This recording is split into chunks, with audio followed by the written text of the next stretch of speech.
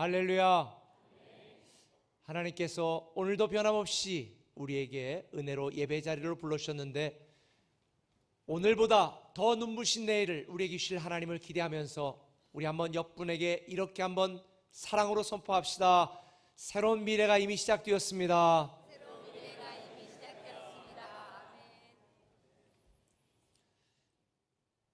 오늘은 하나님께서 우리에게 마태복음 25장 34절에서 40절까지의 말씀을 주셨습니다. 번갈아며 읽고 마지막 절은 같이 읽도록 하겠습니다. 제가 먼저 읽습니다. 그때의 임금이 그 오른편에 있는 자들에게 이르시되 내 아버지께 복받은 자들이여 나와 창세로부터 너희를 위하여 예비된 나라를 상속받으라.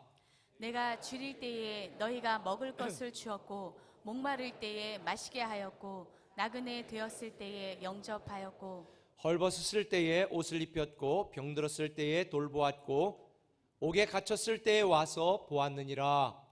이에 의인들이 대답하여 이르되 주여 우리가 어느 때에 주께서 줄이신 것을 보고 음식을 대접하였으며 목마르신 것을 보고 마시게 하였나이까. 어느 때에 나그네 되신 것을 보고 영접하였으며 헐벗으신 걸 보고 옷 입혔나이까. 어느 때에 병드신 것이나 옥에 갇히신 것을 보고 가서 배웠나이까 하리니. 다 함께 임금이 대답하여 이르시되 내가 진실로 너희에게 이르노니 너희가 여기 내 형제 중에 지극히 작은 자 하나에게 한 것이 곧 내게 한 것이라 하시고. 아멘. 벌써 2019년도의 마지막 달이 되었습니다.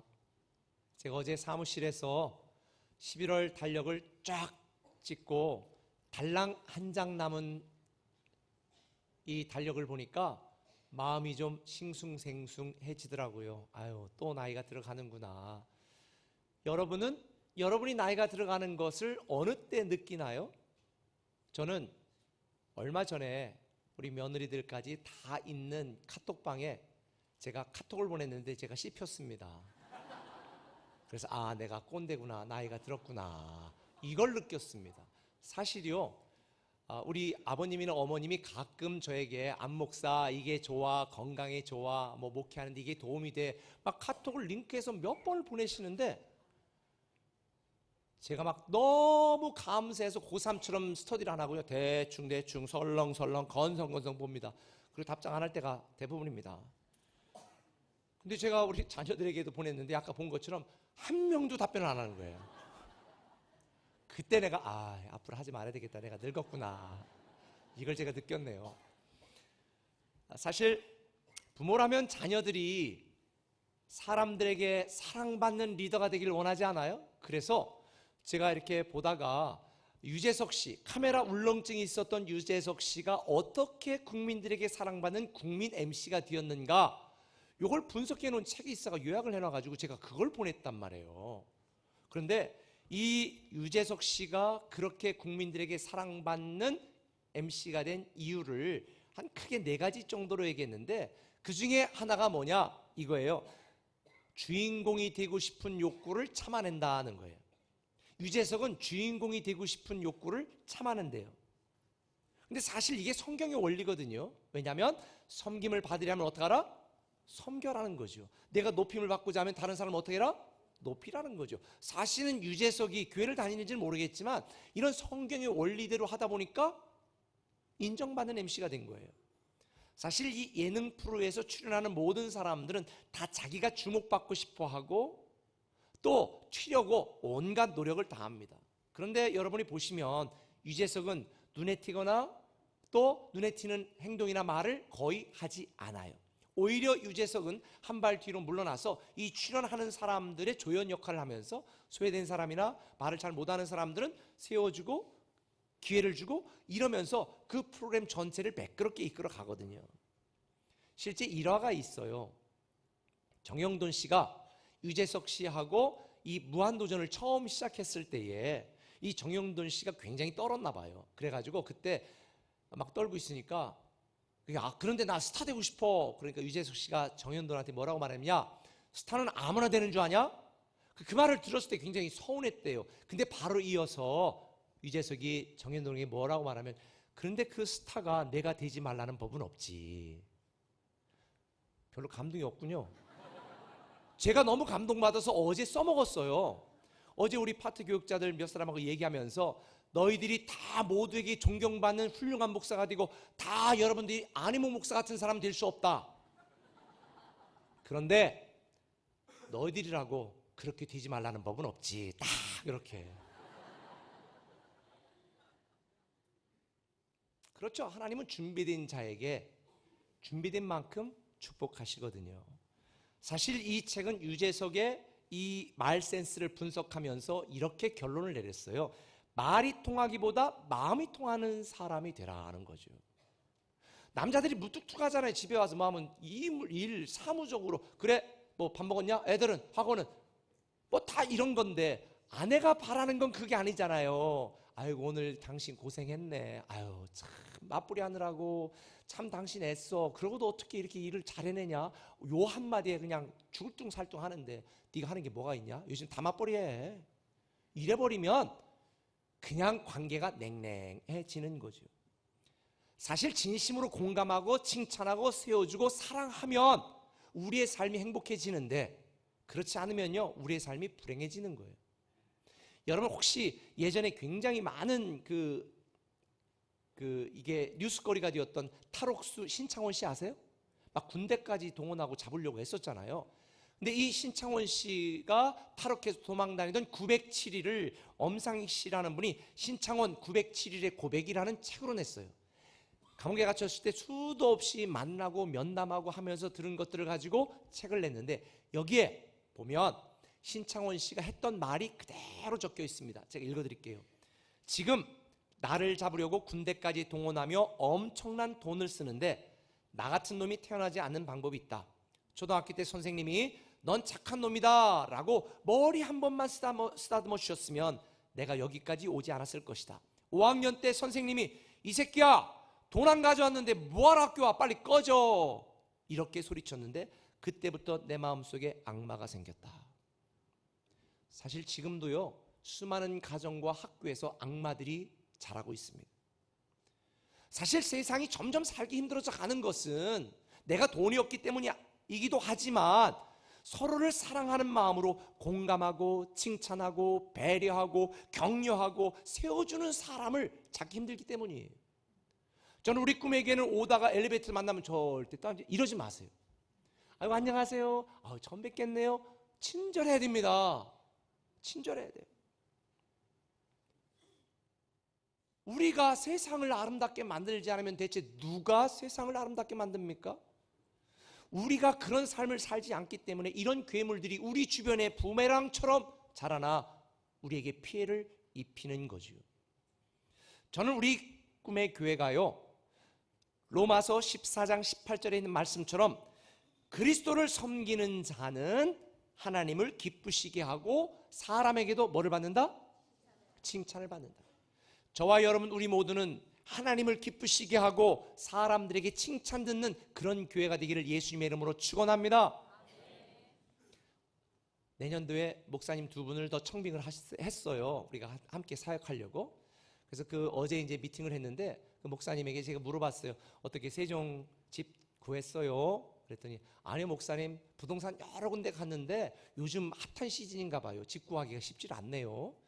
그런데 부동산에 갔는데 그 부동산 하는 분이 저에게 이렇게 말하는 거예요. 혹시 목사님이세요? 자기는 목사님이라고 한 번도 한 적이 없는데 갑자기 목사님이냐고 그래서 자기가 너무 당황해서 네. 어느 교회로 오세요? 그래서 저 꿈의 교회로 오는데 아이고 너무 좋은 교회로 오시네요 그러더래요. 그래서 혹시 꿈의 교인이세요? 저 교회 안 다니는데요. 제가 성공했다. 왜? 교회 다니지 않는 사람들에게 좋은 교회, 착한 교회, 괜찮은 교회라고 인정을 받으면 됐다. 사실 본래 저는 공주에서 부임하여 목회할 때부터 저는 지역사회에 기여하고 지역 주민들에게 사랑받고 존경받고 칭찬 듣는 교회가 되자고 말했습니다.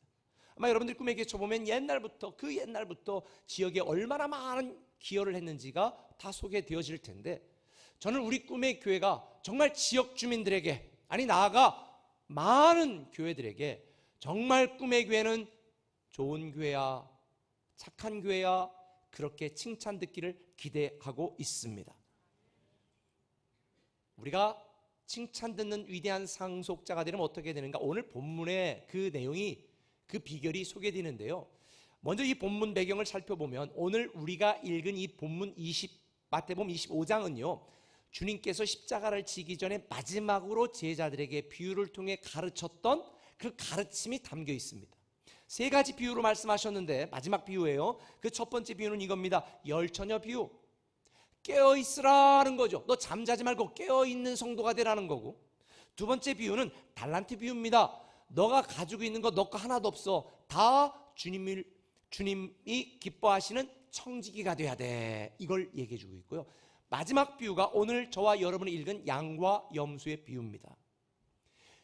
이 땅을 살면서 하나님을 기쁘시게 하고 사람에게 칭찬 듣는 내 자녀로 살다 와라. 이게 주님이 하신 마지막 비유입니다.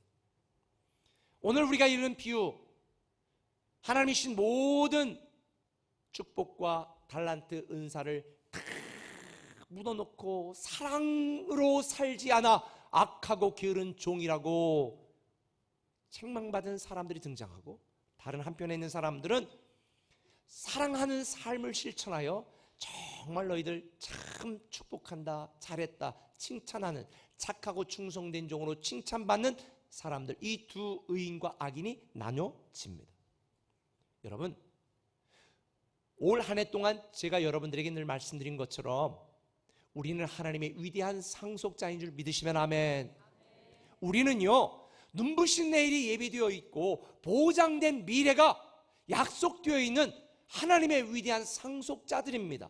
그래서 비록 지금 우리가 살아가는 삶이 힘들고 어렵고 답답하고 괴롭다 할지라도 낙심하는 것이 아니라 오히려 하나님이 보장하고 약속하신 내일을 기대하며 칭찬받는 위대한 상속자로 살아가야 될 줄 믿습니다. 그럼 어떻게 되는가? 그 첫 번째는 이겁니다. 우리가 누릴 영적 특권을 다시 확인하라는 것입니다. 한번 따라합시다. 우리가 누릴 영적 특권을 다시 확인하라. 이게 굉장히 중요한 거니요. 왜냐하면 내가 어떤 존재인지를 알아야 내 신분에 걸맞는 삶을 살아가게 되어 있어요. 내가 바닥을 기는 지렁이 같은 존재라고 생각하면 우리는 바닥을 기는 인생을 살아요.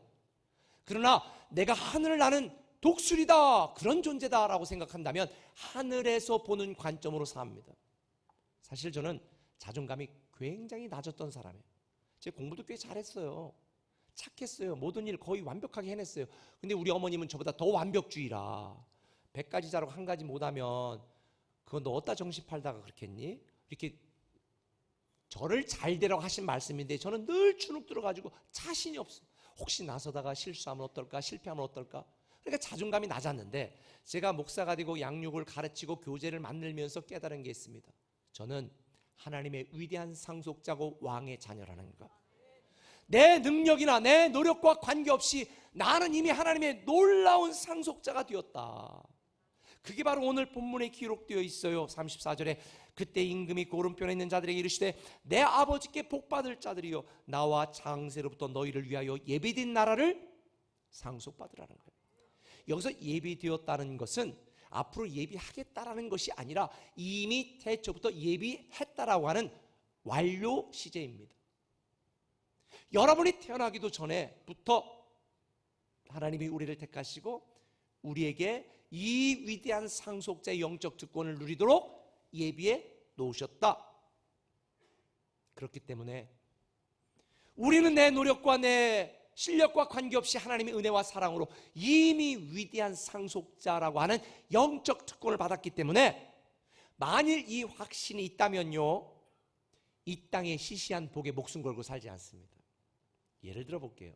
동사무소에 뭐 하나 때려갔다가 갑자기 혹시 우리 증조 할아버지나 할아버지가 뭐 땅 가진 거 없었을까? 뭐 옛날에 잘 살았다고 그러던데. 그리고 조상 땅 찾기를 딱 했는데 세상에 저 KD가 가는 그 밑쪽에 해가지고 대전하고 연결된 데에 50만 평이 땅이 있는 거야. 세상에 지금 시가로 대짜 보니까 2천억 정도 돼. 뭐 2,000원 껌이에요. 그냥. 그러면 여러분 인생이 어떻게 되겠어요? 그냥 시장에 가서 이거 1,000원만 깎아줘 콩나물 깎고 앉았을까요? 아닐걸요. 혹시 택시 타면 잔돈 3,000원 딱 남았어. 아이고 아저씨 기사 수고하셨네. 팁으로 가지세요. 막 이러지 않을까?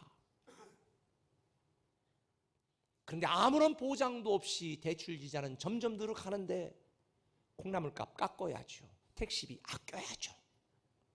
학원 저렴하게 잘 가르친 곳 찾아봐야죠. 그러나 우리가 하나님이 우리에게 주신 보장된 내일과 그 축복이 우리가 누릴 영적 특권이 얼마나 놀라운지를 우리가 안다면 오늘 세상을요 당당하게 살아갈 수 있을 줄 믿으시면 아멘. 세상 욕심에 눈 멀어가지고 영적 특권을 빼앗기는 어리석은 자가 하나도 없기를 바랍니다. 위대한 상속자다운 좀 품격 있는 삶을 살아가는 여러분이 되었으면 좋겠어요. 뭐 사소한 말 한마디에 상처받다 이러지 좀 마세요 좀. 그리고 내 마음에 들지 않아도 내가 좀 불편해도 좀 이웃들에게 좀 나이스하게 좀 대하세요. 여기 오는 거 다 꿈의 교인인 줄 다 알아. 주차 막았다가 이 옆편 내가 이 자식이 막 이러지 마세요. 아이고 제가 잘못됐네요. 그냥 그렇게 하면 되지 않아요? 내 배만 채우는 탐욕스러운 인생이 아니라 하나님의 위대한 상속자답게 베풀고 나누고 칭찬하고 사랑하고 격려하고 존중하는 삶, 이런 멋진 삶을 여러분이 살기를 바랍니다. 제가 성경을 읽을 때마다 이해가 안 되는 게 있어. 주님이 말씀했어요. 늘 악역으로 등장해. 누구냐면 바리새인이야. 이 독사이 새끼들아. 예수님이 막 욕까지 했어. 그럼 이 바리새인들이 진짜 나쁜 인간들이었나? 제가 연구를 해봤거든요. 근데 이 바리새인들이 태어날 때부터 악한 놈들이었다. 손 들어보세요. 아니야. 저도 신학교 처음 들어갈 때 순수한 마음으로 어떻게 하나님께 쓰임받을 수 있을까? 아마 바리새인들도 처음에 그런 마음이었을 거예요. 아니 바리새인들이 원래부터 그 수단 방법을 가리지 않고 사람을 살인하고 죽이고 무시하고 증오하는 매도하던 이런 못된 인간들이었을까요? 아니에요. 그들은 당대의 성직자 중에 성직자였습니다. 그런데 왜 바리새인들은 이 욕을 먹을 만큼 무너지고 망가진 영적인 괴물이 되었을까? 그 이유가 마태복음 17장 18절에 나와 있어요. 읽어볼까요? 시작. 이는 그가 그들의 시기로 예수를 넘겨준 줄 알미더라. 뭐로? 시기심이에요. 시기심. 바리새인들이 무너진 것은 시기심 때문입니다. 바리새인들은 그동안 자기들의 의로움으로 존귀함을 추구해 왔습니다. 우리는 저 세리와 또 죄인들 같지 않습니다. 우리는요 뭐 근채와 화채 이거에 11조 드렸고요. 우리는 이렇습니다. 뭐 우리는 금식 일주일에 한 번씩 금식도 하고요. 자기들의 의로움과 능력과 노력으로 존귀함을 추구하고 칭찬 듣는 걸 기대하며 살았던 사람인데 오늘 갑자기 예수라는 인간이 나타나서 뭐 안식일에 율법도 범하고 뭐 이런 뭐 허접한 인간이, 볼품도 별볼 일 없는 인간이 뭐 사람들을 사랑해라 뭐 베풀고 나누고 고쳐주고 회복시키면서 모든 사람들이 야 메시아다 막 수많은 사람 따라다니니까 이 시기심 때문에 그들은 괴물이 된 겁니다.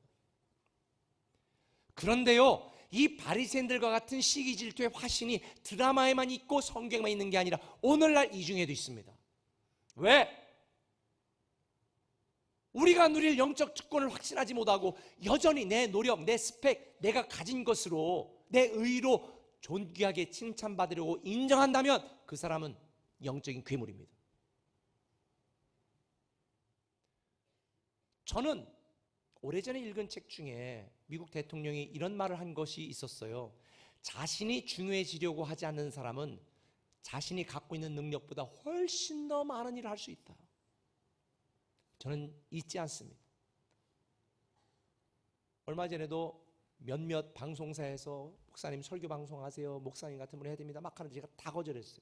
작년에는 했어요 제가. 왜냐하면 혹시 우리 교회를 모르는 분들이 있을까 봐, 외지에서 많이 오니까 혹시 우리 교회를 아는데 도움이 될까 봐 했는데 저는 제가 주목받고 싶지 않아요. 제가 유명해지고 싶지 않아요. 나는 무익한 종이라 마땅히 할 일을 한 것뿐이라 거룩한 소모품처럼 하나님을 섬기고 싶어요. 그래서 하나님이 그래도 이만큼은 쓰시는 것 같아요. 오늘날 교회 안에 왜 신실한 권사님이 갑자기 괴물이 되는 줄 아세요? 아이, 저 옆에 내는 나보다 늦게 왔는데 갑자기 목사님이 더 좋아하는 것 같아.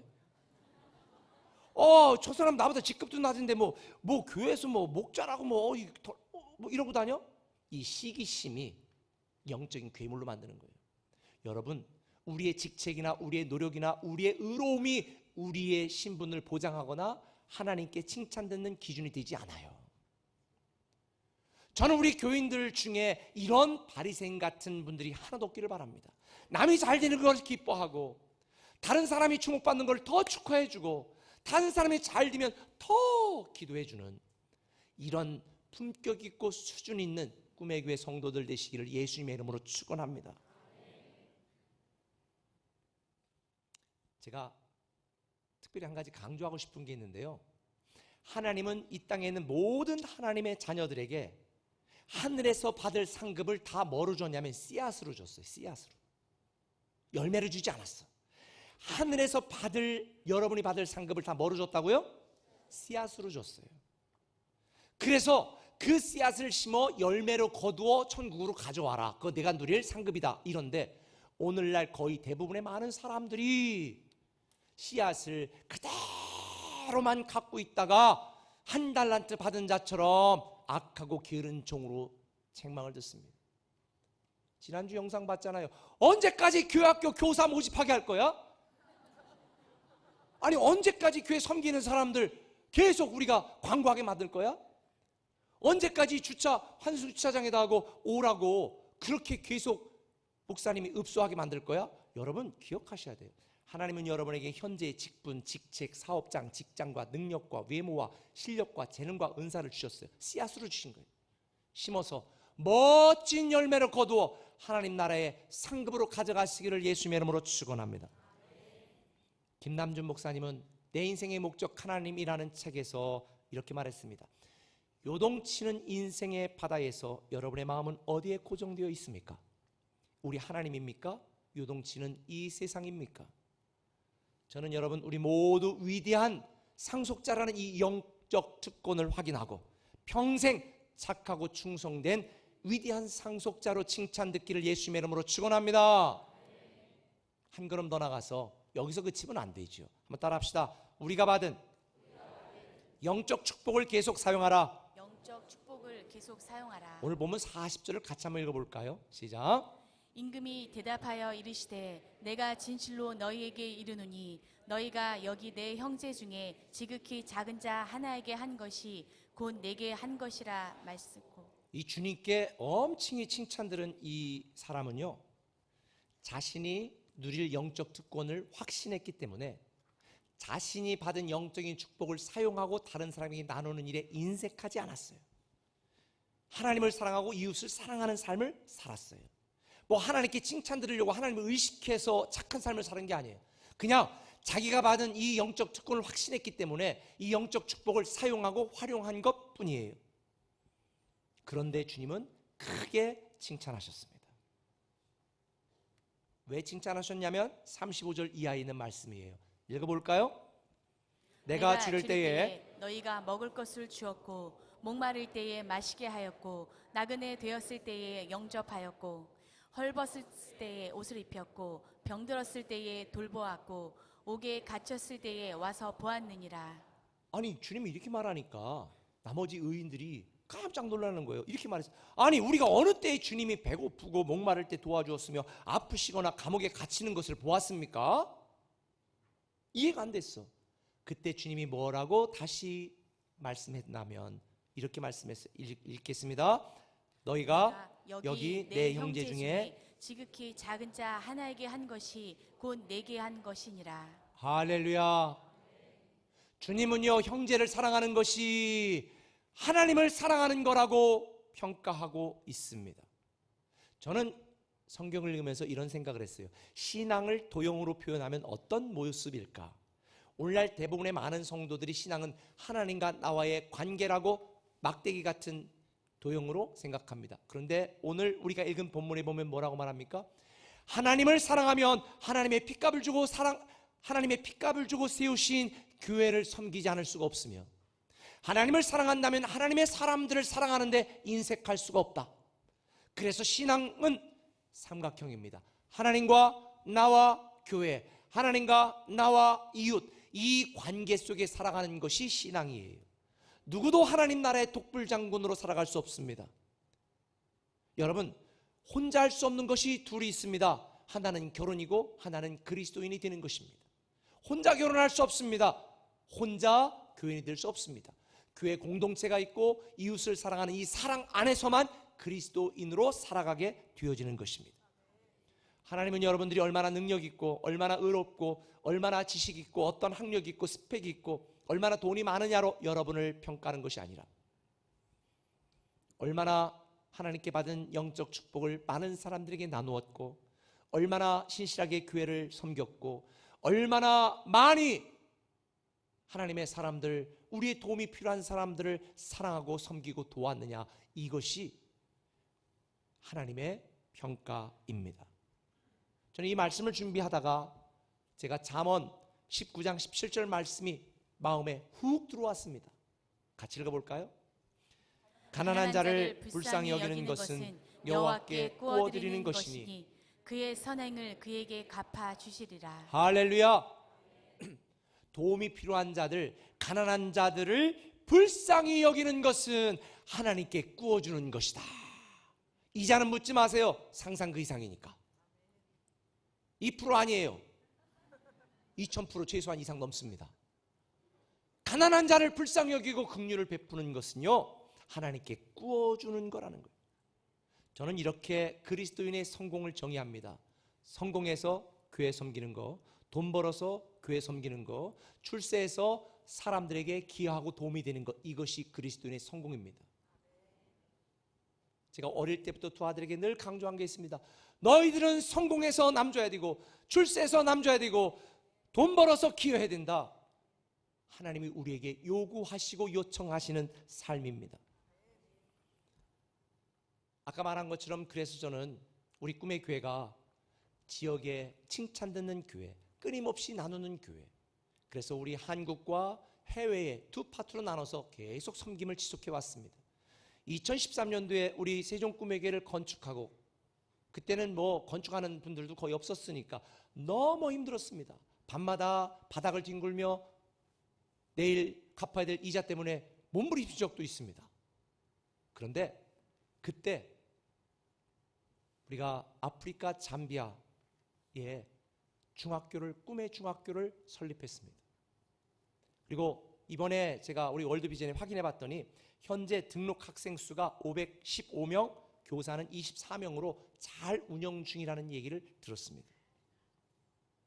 그때 1억 5천을 들여서 우리가 중학교를 세웠습니다. 뿐만 아닙니다.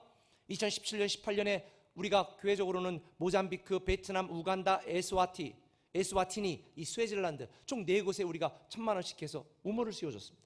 물론 어떤 분은 자기가 써야 될 부모님의 칠순 이걸 아껴가지고 1,000만 원 가져오셔가지고 그래서 그걸로 또 우물도 또 파준 적도 있습니다. 현재 많은 분들이 개인 후원도 하고 있습니다. 우물판대 보면 우리 꿈의 교회 명판도 기록되어 있습니다. 언젠가 제가 한 지역을 우리가 아프리카에 책임지자 그래서 그때 490명 가까운 분들이 매달 한 아동을 후원하기로 결정을 했었는데 그 뒤로는 제가 모르겠습니다. 잘하고 있는지. 저는 아주 오래전부터 개인적으로 10명을 계속 후원하고 있는데 저도 좀 늘려야 되겠다라는 생각을 하게 되어집니다. 여러분, 사랑을 나누는 것에는 끝이 없고 사랑을 베푸는 데는 여기까지란 없는 것 같습니다. 저는 우리 꿈의 교회가 정말 열방과 이 지역사회에서 칭찬 듣고 존경받고 인정받는 좋은 교회, 착한 교회 되기를 소망합니다. 제가 몇 달 전에 월드비전하고 시채널 방송하고 국민일보하고 팀을 짜가지고 저 인도네시아 망갈라이라고 하는 지역을 다녀왔습니다. 시채널 방송에서 이미 방송이 되는데 아마 못 보신 분들이 많을 거예요. 여러분 뭐 기도하느라고 TV 볼 시간 없죠? 그래서 제가 한 7분 정도로 이렇게 요약해가지고 오늘 보여드리려고 그러는데 한번 먼저 영상 보도록 하겠습니다. ST의 집은 언덕 위에 아슬아슬하게 자리 잡았습니다. 12살 ST는 엄마와 둘이 살고 있는데요. 아빠는 집에 오던 중 발이 미끄러져 언덕 밑으로 굴러 떨어졌습니다. 그 사고로 먼저 세상을 떠나고 말았죠. 그 후 에스티는 집안일을 담당하고 있습니다. 에스티의 엄마 베로는 대부분의 시간을 집 앞에 앉아 보냅니다. 멍하니 산만 쳐다보며 하루하루를 지내는데요. 남편을 잃은 충격으로 베로는 몇 달간 혼이 나간 사람처럼 집 주변만 서성였습니다. 밀려드는 허망함에 우울증이 온 거죠. Mga kasuga pengaruh babah pampasa termo. Ngopungko mga papandea pakutkan berubah. 고도 1000m가 넘는 고산지대의 한 마을. 인도네시아의 수도 자카르타에서 동쪽으로 1200km 떨어진 한적한 산촌 마을입니다. 10살 시카는 소녀 가장입니다. 한창 꿈을 키우며 공부해야 할 나이.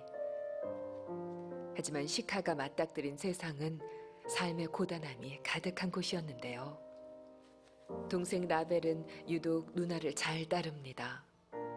부모님이 집을 나간 후 누나를 더욱 의지하게 된 건데요. 어린 동생을 돌보면서 집안일까지 도맡기에 시카는 아직 어린 나이입니다. Karena dari awal saya masak kayak gini, sekarang saya masuk kelas 5, saya rasanya ringan. 빨래를 한 후 남매가 집을 나섰습니다. 신발이 없는 아이들은 늘 맨발로 다니는데요. 이렇게 험한 산길을 다니는 것도 어느덧 익숙해졌습니다. 맨발로 집을 나선 이유는 우비잎을 따기 위해서입니다. 이곳 주민들은 구황작물 우비나무 잎을 삶아 밥과 함께 먹는데요. 세 식구가 먹을 끼니를 위해 오늘도 열심히 잎을 따는 시카. 일을 하느라 발이 따가운 줄도 모릅니다. 어린 소녀에겐 가족의 끼니를 챙겨야 한다는 책임감만이 남아 있습니다. Iya mga. Dua ngosise. Dungo isi.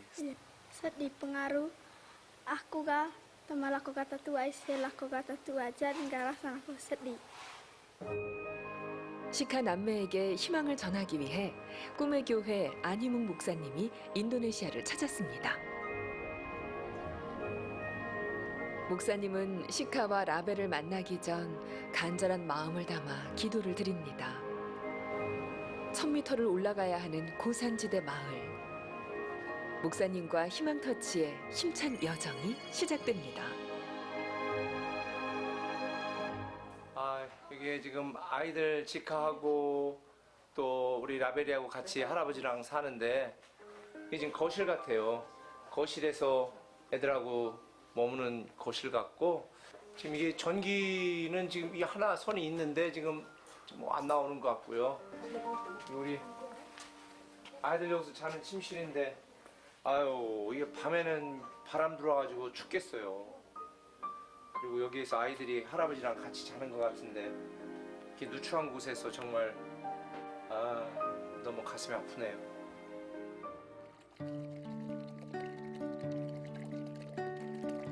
자 우리 지카하고 라벨이가 발 보니까 목사님이 너무 마음이 아파가지고 발 좀 씻겨주고 목사님 선물 줄게. 알았지? 부터 아까부터 내내 걸렸던 아이들의 상처난 맨발. 이쪽 발 이렇게 씻겨줬을 텐데.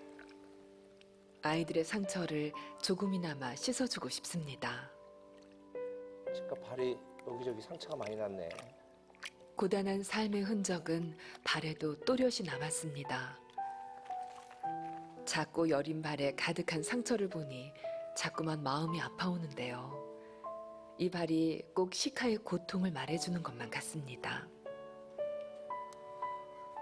가장 낮은 곳으로 임하며 제자들의 발을 씻겨주신 예수님의 마음이 이러셨을까요? 가슴을 짓누르는 슬픔에 눈물만 납니다. 신발 좀 주세요.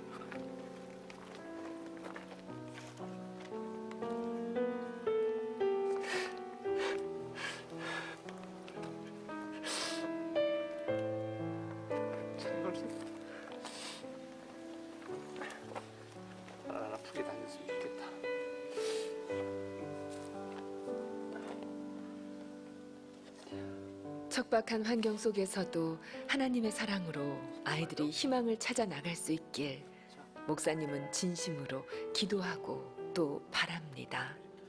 정말 산 벼랑 끝에 매달려 있는 것 같은 그러한 푸름한 집에서 엄마 아빠 없이 우리 10살짜리 치카가 7살짜리 동생 라벨리를 데리고 소녀 가장의 노릇을 하면서 살아가고 있습니다. 이런 막중한 책임감 속에서 우리 어린 치카가 희망을 잃지 않고 살아갈 수 있도록 여러분들의 조그만 후원이 필요합니다. 우리가 단지 먹고 사는 것이 우리의 존재 이유가 아닐 것입니다.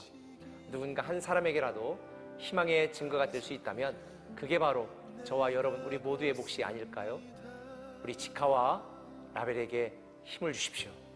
여러분들의 따뜻한 사랑 기다리겠습니다. 부모의 사랑을 듬뿍 받고 자라야 할 나이에 너무 일찍 세상을 알아버린 시카와 라벨. 작고 여린 아이들이 느꼈을 막중한 삶의 무게는 그 무엇과도 비교할 수 없는데요. 아이들의 밝은 미소를 지켜주기 위해 가장 필요한 것은 기도와 사랑 나눔입니다. 여러분의 사랑을 지금 바로 나눠주세요.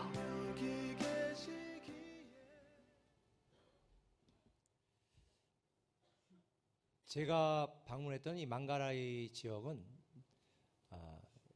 인도네시아까지 가서 또 거기서 비행기로 1시간 반 정도 가고 전 잠깐인 줄 알았더니 제가 사기당한 것 같아요. 4시간 반을 차 타고 가는데 미치는 줄 알았어요. 허리도 너무 아프고.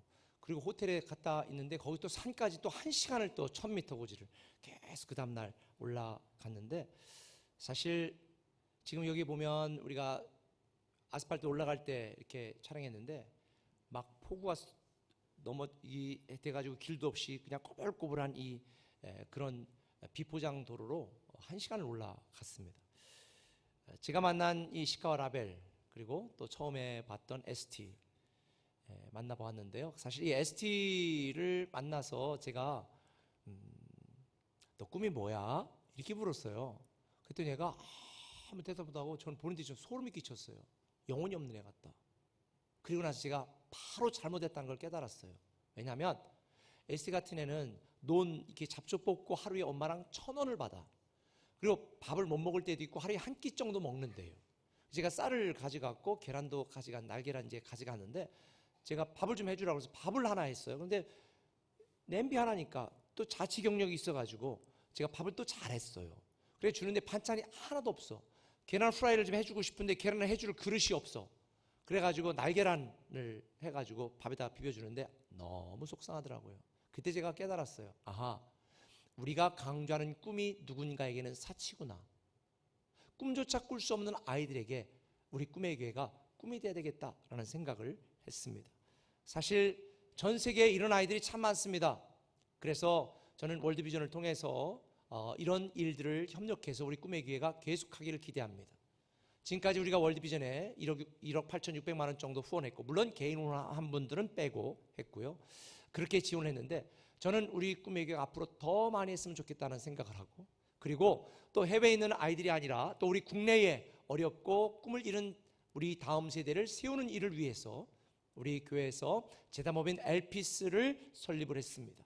그래서 올해만 해도 세종시 이웃을 위한 착한 난방 기름 넣어주는 거예요. 기름 넣을 돈이 없어가지고 보일러 고통당하는 자에게 착한 난방 사업하기도 하고 영명보육원에 있는 아이들 한 번도 외식을 못했대요. 그래서 우리가 매달 우리 노이 레스토랑 우리 집사님이 하는 그 레스토랑과 협업을 해서 매달 우리가 착한 점심 주고 선물을 줍니다.